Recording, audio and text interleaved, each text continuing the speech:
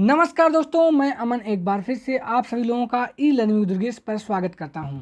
दोस्तों, भारतीय संविधान एवं राज्य व्यवस्था के अंतर्गत हम लोग पढ़ रहे हैं इस समय प्रस्तावना की हम लोग 6 कक्षाएं समाप्त कर चुके हैं। आज प्रस्तावना की 7वीं क्लास होगी। दोस्तों, इस 7वीं क्लास का जो नाम है वह है प्रस्तावना में संशोधन। जैसा कि हम पिछले क्लास में बताए थे कि हम लोग आगे प्रस्तावना में संशोधन के संदर्भ में कौन कौन सी महत्वपूर्ण बातें हैं, कौन कौन से प्रस्तावना में संशोधन से संबंधित वाद आए हैं, न्यायालय के क्या इस पर निर्णय रहे, उन सब के बारे में अध्ययन करेंगे। तो आइए आज से हम इसकी शुरुआत करते हैं। प्रस्तावना में संशोधन, यह आज हम लोग देखेंगे कि प्रस्तावना में संशोधन हो सकता है कि नहीं, किस वाद में कहा गया संशोधन होगा, किस वाद में कहा गया कि संशोधन नहीं हो सकता। इन सब चीज़ों के बारे में विधिवत चर्चा दोस्तों आज करेंगे। तो आज की क्लास जो है काफ़ी महत्वपूर्ण है। यहाँ से बहुत सारे प्रश्न परीक्षाओं में पूछे जाते हैं। तो अभी तक जितने भी लोग हमारे साथ जुड़ चुके हैं, कृपया करके इस वीडियो को ज़्यादा से ज़्यादा लोगों के पास शेयर करें। चलिए आइए अब हम इस क्लास की शुरुआत करते हैं। प्रस्तावना में संशोधन। तो दोस्तों, प्रस्तावना में संशोधन से संबंधित जो पहला वाद है वह है बेरूबारी बनाम भारतीय संघ सरकार 1960। बेरूबारी बनाम भारतीय संघ सरकार 1960, जैसा कि आपके स्क्रीन पर शो कर रहा है। ये पहला वाद है जिसमें प्रस्तावना से संबंधित प्रश्न आया था सुप्रीम कोर्ट के सामने। तो दोस्तों देखते हैं इसमें क्या क्या महत्वपूर्ण बातें हुई थी। पहली बात, इस विषय पर राष्ट्रपति ने सुप्रीम कोर्ट से परामर्श ली थी। मतलब इस केस में राष्ट्रपति ने सुप्रीम कोर्ट से परामर्श ली थी, इसलिए यह वाद बेरूबारी के नाम से प्रसिद्ध है। अब प्रश्न यह बात आता है दोस्तों कि जो राष्ट्रपति सुप्रीम कोर्ट से परामर्श लेते हैं वह किस अनुच्छेद के तहत लेते हैं, जल्दी से कमेंट करके आप लोग बताएं। आइए आगे बढ़ते हैं। तो यह बेरूबारी बनाम भारतीय संघ सरकार 1960 किस लिए फेमस है? क्योंकि इस मामले में राष्ट्रपति ने सुप्रीम कोर्ट से परामर्श ली थी, इसलिए यह वाद बेरूबारी के नाम से प्रसिद्ध है। पहली बात, बेरूबारी मामले में मतलब इस मामले में सुप्रीम कोर्ट के सामने यह प्रश्न आया कि जो प्रस्तावना है भारतीय संविधान की, क्या इसमें अनुच्छेद 368 के तहत संशोधन किया जा सकता है? यही प्रश्न आया था किसके सामने? सुप्रीम कोर्ट के सामने। दोस्तों, क्या प्रश्न आया था कि अनुच्छेद 368, जैसा कि हम लोग जानते हैं, संविधान संशोधन की प्रक्रिया के बारे में बताता है।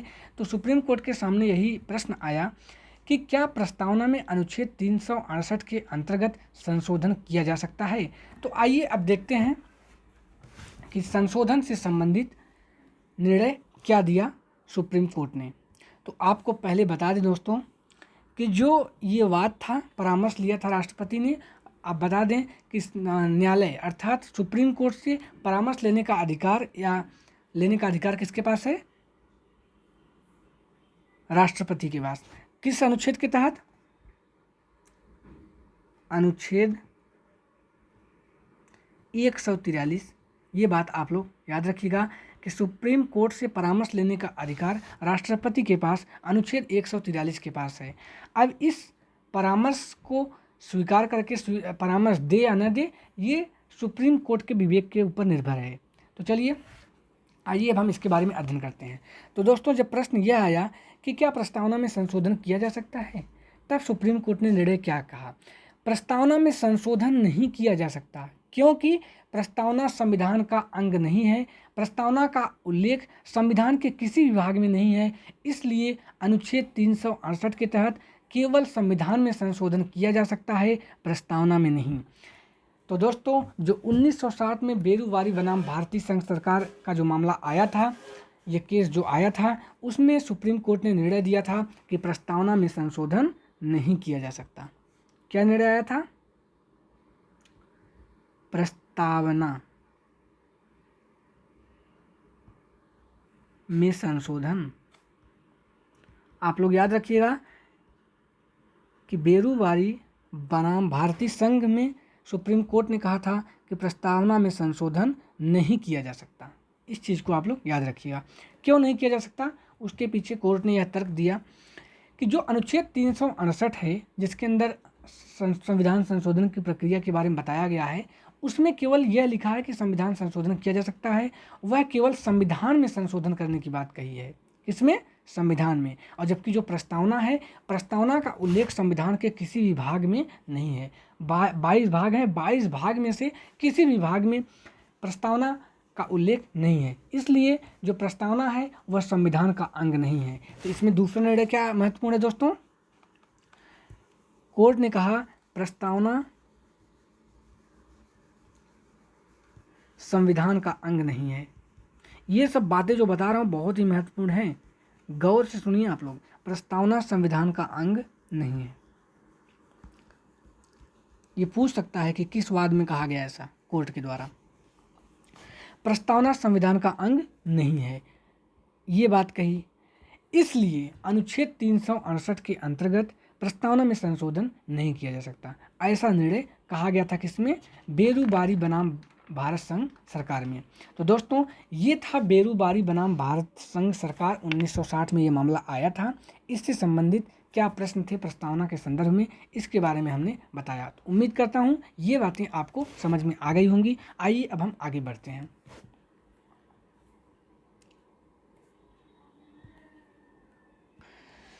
चलिए दोस्तों, अगला वाद है जो केशवानंद भारती बनाम केरल राज्य 1973। यह जो वाद है ये काफ़ी प्रसिद्ध वाद है। इसके बारे में ज़रूर आप लोगों ने सुना होगा, कभी कहीं न कहीं पढ़ा होगा, यदि आप संविधान में रुचि रखते हैं। तो दोस्तों भारत के न्यायिक इतिहास में केशवानंद वाद जो था सबसे बड़ा वाद माना जाता है। भारत के न्यायिक इतिहास में, मतलब न्यायालय से संबंधित जो इतिहास है भारत का, उसमें सबसे बड़ा केस जो है, सबसे बड़ा वाद जो है वो केशवानंद भारती बनाम केरल राज्य था। तो पहला जो तथ्य निकल कर हमारे सामने आता है वह है कि सबसे बड़ा वाद, यदि एग्जाम में पूछता है कि सबसे बड़ा वाद न्यायिक इतिहास में कौन था, तो याद रखिएगा केशवानंद भारती बनाम केरल राज्य। ये चीज़ आप लोग याद रखिएगा। कौन सा केस था? केशवानंद भारती बनाम केरल राज्य 1973 में आया था। इस मामले में 13 न्यायाधीश की पीठ ने अपना निर्णय दिया था। कितने न्यायाधीश? 13 न्यायाधीश। अब तक की संविधान की सबसे बड़ी संवैधानिक पीठ है दोस्तों, इस चीज़ को आप लोग याद रखिएगा। ये संविधान न्यायालय की सबसे बड़ी पीठ है, तो याद रखिएगा। 13 न्यायाधीशों की पीठ ने केशवानंद भारती बनाम केरल राज्य में अपना निर्णय दिया था, इस चीज़ को आप लोग याद रखिएगा। इसमें 13 जज जो थे निर्णय दिए थे, 13 जजों की एक पीठ बनी थी, और इन 13 जजों में मुख्य न्यायाधीश भी शामिल थे। तो दोस्तों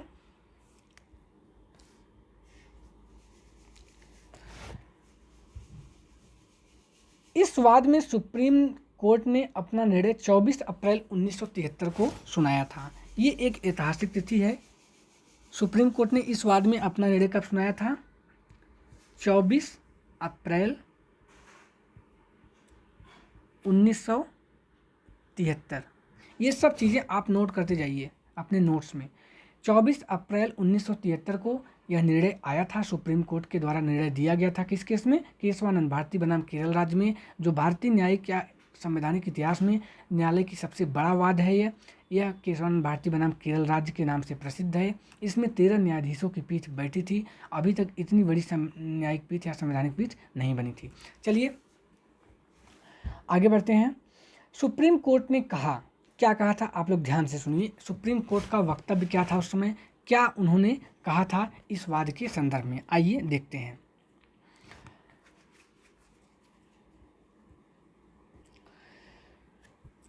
सुप्रीम कोर्ट ने कहा था, जिस प्रकार मानव की आत्मा शरीर का अंग है लेकिन दिखाई नहीं देती, उसी प्रकार प्रस्तावना संविधान का अंग है लेकिन संविधान के किसी भी भाग में उल्लेखित नहीं है। ध्यान से सुनिएगा। जिस प्रकार मानव की आत्मा शरीर का अंग है लेकिन दिखाई नहीं देती, उसी प्रकार से प्रस्तावना भी संविधान का अंग है लेकिन ये संविधान के किसी भाग में उल्लेखित नहीं है, अर्थात दिखाई नहीं देती। इस चीज़ को सुप्रीम कोर्ट ने कहा था। उसके आगे आपको बता दें, इस केस में उच्चतम न्यायालय ने बेरोबारी मामले में जो अपना निर्णय दिया था उसे पूरी तरह से पलट दिया। ध्यान रखिएगा कि बेरोबारी, इसके जस्ट पहले मैंने बताया कि उसमें क्या क्या निर्णय दिए थे। वहाँ पे ये कहा गया था कि संविधान का अंग नहीं है, इसमें संशोधन नहीं किया जा सकता। लेकिन उस निर्णय को सुप्रीम कोर्ट ने पूरी तरह से बदल दिया और क्या कहा कि संविधान जो है जो ये प्रस्तावना है वह संविधान का अंग है, इसमें संशोधन भी किया जा सकता है। आइए उसके बारे में हम आगे देखते हैं कि क्या निर्णय लिया गया। प्रस्तावना संविधान का अंग है, ऐसा किस केस में पहली बार कहा गया? केशवानंद भारती बनाम केरल राज्य। प्रस्तावना संविधान का अंग है, जबकि बेरूबारी मामले में क्या कहा था न्यायालय ने? संविधान का अंग नहीं है। तो देखिए न्यायालय ने अपने ही निर्णय को पलट दिया और ये पलटने का भी अधिकार है। चलिए, प्रस्तावना संविधान का अंग है ऐसा पहली बार माना केशवानंद भारती बनाम केरल राज्य में सुप्रीम कोर्ट ने प्रस्तावना को। इसके आगे की क्या बात है? यह संविधान का आंतरिक भाग है, इंटरनल पार्ट है। दोस्तों, यह वाद भी कभी कभी परीक्षाओं में पूछता है कि संविधान का आंतरिक भाग किस वाद में सुप्रीम कोर्ट ने प्रस्तावना को माना। प्रस्तावना को संविधान का आंतरिक भाग या इंटरनल पार्ट न्यायालय ने कब माना था? तो याद रखिएगा कि इसी वाद में केशवानंद भारती बनाम केरल राज्य 1973 में माना था। संविधान क्या है? प्रस्तावना क्या है? संविधान का आंतरिक भाग है।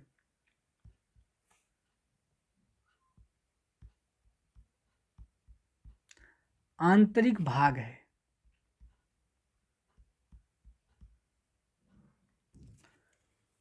Internal part.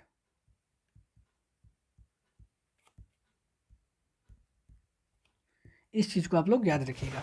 दो महत्वपूर्ण फैक्ट्स हमारे सामने निकल कर आए। पहली बात कि प्रस्तावना संविधान का अंग है, ऐसा केशवानंद भारती बनाम केरल राज्य में माना गया। उसके बाद इसी वाद में संविधान को आंतरिक भाग प्रस्तावना को संविधान का आंतरिक भाग है, ऐसा किसने कहा? न्यायालय ने कहा।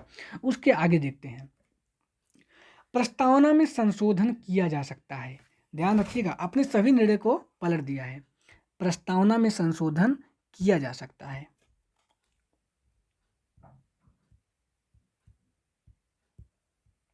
प्रस्तावना में संशोधन किया जा सकता है।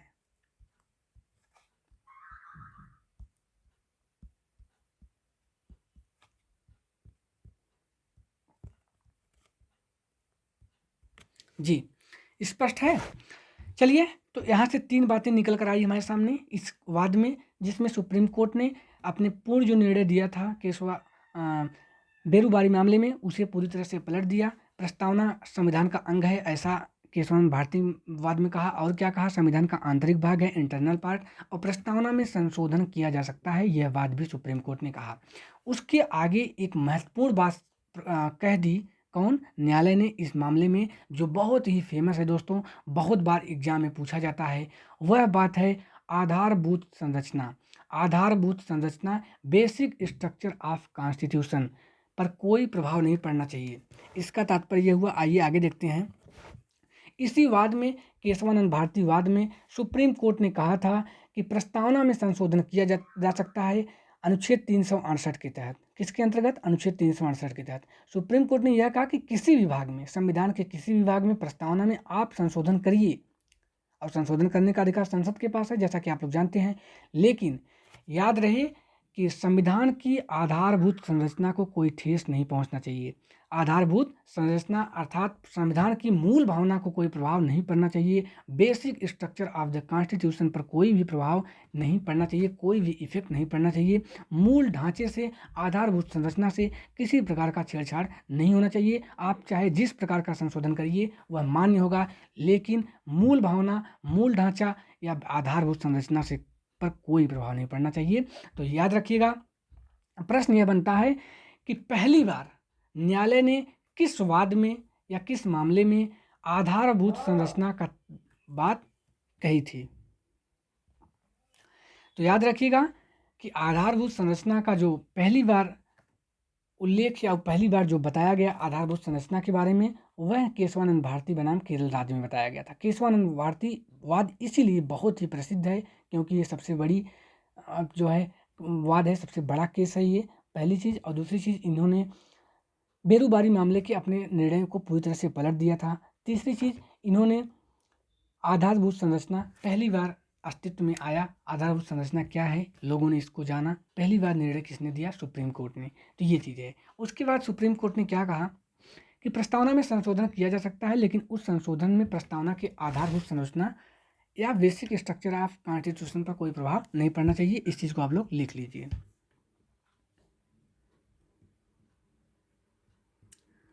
आधारभूत संरचना,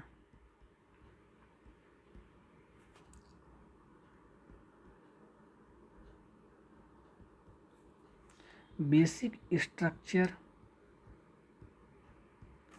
ऑफ कॉन्स्टिट्यूशन।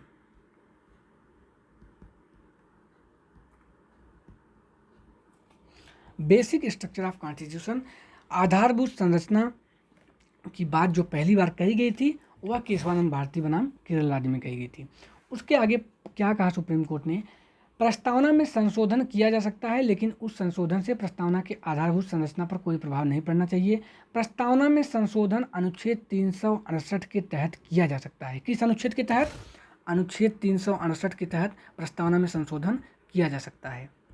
अनुच्छेद 368 के तहत जानते हैं आप लोग, संविधान संशोधन की प्रक्रिया का उल्लेख अनुच्छेद 368 में है, लेकिन इसकी मूल भावना या मूलभूत ढांचे को आघात नहीं होना चाहिए।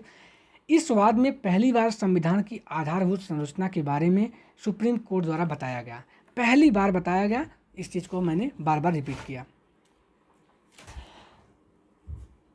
दोस्तों, संविधान के आधारभूत या मूलभूत ढांचे का सिद्धांत 1973 में सुप्रीम कोर्ट ने केशवानंद भारती मामले में मूलभूत ढांचे के बारे में बताया। यस्सी ने कहा, हम समय समय पर बताते रहेंगे कि आधारभूत संरचना के अंतर्गत कौन कौन सी बातें आती हैं।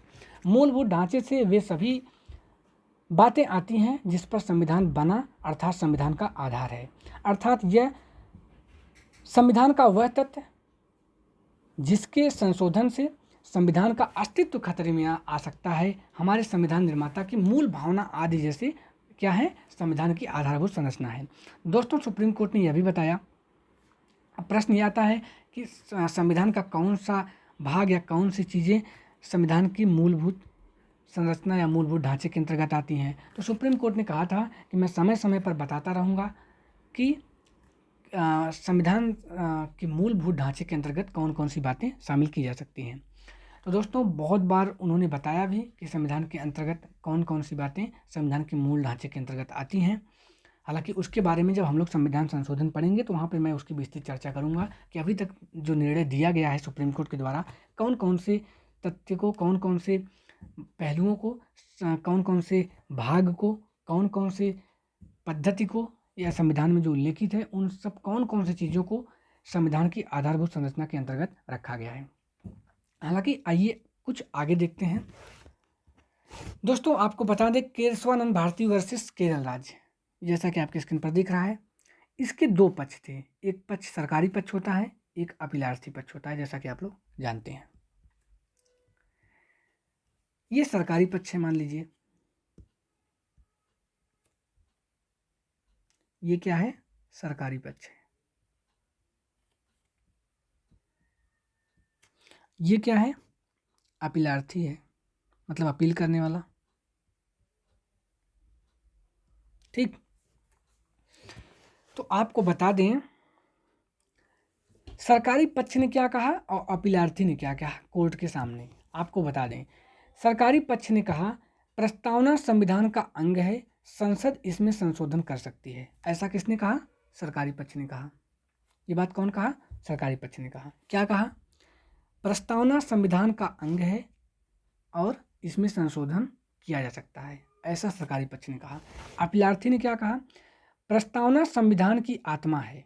ध्यान दीजिएगा, प्रस्तावना संविधान की आत्मा है, अतः संशोधन से प्रकृति नष्ट हो सकती है। अर्थात प्रस्तावना संविधान की आत्मा है तो आत्मा में संशोधन नहीं हो सकता, ऐसा अपीलार्थी ने कहा। अब इन दोनों के पक्ष को सुनने के बाद, इन दोनों पक्ष की बातों को सुनने के बाद कोर्ट ने निर्णय क्या दिया, इस चीज़ के बारे में हम लोग देखते हैं। कोर्ट ने निर्णय क्या दिया, आपको बता दें, कोर्ट ने क्या कहा कि एक मध्यम मार्ग अपनाया। क्या अपनाया, मध्यम मार्ग। मध्यम मार्ग अपनाया। मध्यम मार्ग में कोर्ट ने यह कहा कि एससी मतलब सुप्रीम कोर्ट है, कोर्ट ने यह कहा प्रस्तावना संविधान की आंतरिक भाग है। प्रस्तावना संविधान का आंतरिक भाग है, संविधान की आत्मा है। संसद प्रस्तावना में संशोधन कर सकती है, लेकिन संशोधन से संविधान की मूल भावना को ठेस नहीं पहुंचनी चाहिए। याद रखिएगा, दोनों पक्षों को मिलाया। क्या मिलाया? पहली बात, सरकारी पक्ष जो कह रहा था कि संसद इसमें संशोधन कर सकती है, संविधान का अंग है, इस बात को भी सुप्रीम कोर्ट ने कहा कि संसद जो है इसमें संशोधन कर सकती है और यह संविधान का आंतरिक भाग है, पहली चीज़। दूसरी चीज़, प्रस्तावना आत्मा है, इसकी प्रकृति नष्ट हो सकती है, संशोधन हो सकती है लेकिन इससे प्रकृति नष्ट नहीं होनी चाहिए। ये बात सुप्रीम कोर्ट ने कहा कि ऐसा संशोधन करिए जिससे संविधान की प्रकृति या मूलभूत ढांचा या आधारभूत संरचना जो है उसका नष्ट नहीं होना चाहिए, वो नष्ट नहीं होना चाहिए, ऐसा सुप्रीम कोर्ट ने अपने निर्णय में कहा। अर्थात अपीलार्थी और सरकारी पक्ष के दोनों की बातों को सुनने के बाद, दोनों पक्षों को सुनने के बाद मध्यम मार्ग अपनाते हुए सुप्रीम कोर्ट ने दोनों लोगों की बातों को समावेश करते हुए कहा कि प्रस्तावना जो है संविधान का अंग है, आंतरिक भाग है, इसमें संशोधन संसद द्वारा किया जा सकता है, जिस प्रकार से अनुच्छेद 368 के द्वारा संविधान के किसी भाग में संशोधन किया जाता है। लेकिन ध्यान रहे कि वह संशोधन ऐसा नहीं होना चाहिए जैसे कि संविधान की मूलभूत ढांचा या आधारभूत संरचना, बेसिक स्ट्रक्चर ऑफ कॉन्स्टिट्यूशन पर कोई प्रभाव, इसका कोई इफेक्ट पड़े। ये बात एससी ने कही थी। तो दोस्तों, उम्मीद करता हूँ कि ये चीज़ें आपको समझ में आ गई होंगी।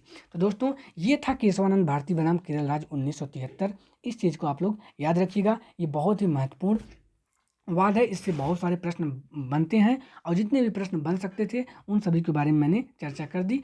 उम्मीद करता हूं कि आप एक एक शब्दों को बारीकी से सुने होंगे और उसको समझे होंगे, अपने नोट्स पर लिखे होंगे और इससे आप आने वाली परीक्षाओं में यदि कोई प्रश्न आता है तो आप गलती नहीं करेंगे।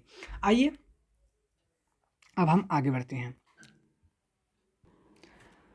अगला जो है 42वां संविधान संशोधन 1976। आप जानते हैं कि प्रस्तावना में संशोधन से संबंधित जो अमेंडमेंट है वो 42nd अमेंडमेंट है 1976 का। तो इसलिए हम लोग यहाँ उसके बारे में एक संक्षिप्त परिचय करेंगे। हालांकि 42वां संविधान संशोधन में बहुत से संशोधन हुए थे, लेकिन हम उन्हीं संशोधन को देखेंगे जो प्रस्तावना से संबंधित है। पहली बात, 42वां संविधान संशोधन 1976 में हुआ, जैसा कि आपके स्क्रीन पर दिख रहा है। उसके बाद उस समय तत्कालीन प्रधानमंत्री कौन थी? इंदिरा गांधी। मैं बता चुका हूँ, इंदिरा गांधी उस समय क्या थी? भारत की प्रधानमंत्री थी। उन्हीं के कार्यकाल में, उन्हीं की सरकार में ये हुआ था। आप लोग जानते हैं, मैं कई बार इस चीज़ को बता चुका हूँ। उसके बाद 42वां संविधान संशोधन के द्वारा प्रस्तावना में 3 शब्द जोड़े गए। कितने शब्द? 3 नए शब्द जोड़े गए। 3 शब्द जोड़े गए, इस चीज़ को आप लोग याद रखिएगा। 3 शब्द जोड़े गए। वे शब्द कौन कौन से थे, इनके बारे में आइए हम देखते हैं। पहला है समाजवादी, दूसरा है पंथ निरपेक्ष, जिसे धर्मनिरपेक्ष भी कहते हैं आप लोग, तीसरा है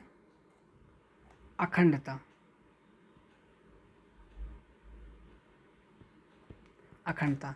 सोशलिस्ट, सेकुलर एवं इंटीग्रिटी।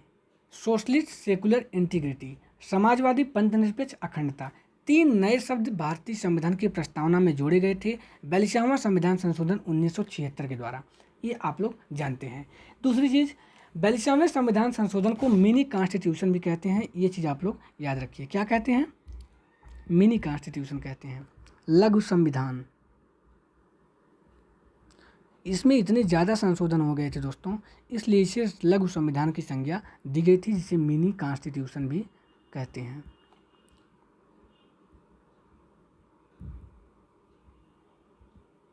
मिनी कॉन्स्टिट्यूशन, लघु संविधान की संज्ञा दी गई है। अब बात आती है बाद में इस संशोधन को, आप जानते हैं हर संशोधन को किसी न किसी वकील के द्वारा, किसी न किसी संस्था के द्वारा उसको चुनौती दी जाती है। तो स्वाभाविक सी बात है 42वें संविधान संशोधन को भी चुनौती दी गई होगी। तो आइए उसको देखते हैं। आपको बता दें 42वां संविधान संशोधन जो हुआ था 1976 में, इसे बाद में मिनर्वा मिल्स ने चुनौती दी। मिनर्वा मिल्स वाद में इसे चुनौती दी गई थी। इस संशोधन को चुनौती दी गई, ऐसा प्रश्न आपको पूछ सकता है। इस संशोधन को चुनौती दी गई।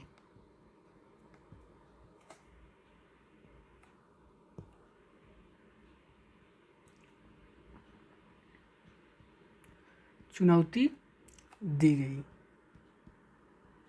तो मिनर्वा मिल्स में दी गई थी, आप लोग याद रखिएगा।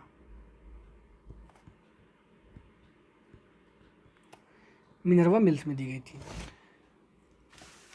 मिनर्वा मिल्स वाद में उच्चतम न्यायालय ने 42वें संविधान संशोधन के द्वारा प्रस्तावना में जोड़े गए तीनों शब्दों को वैध बताया। क्या बताया दोस्तों? वैध बताया।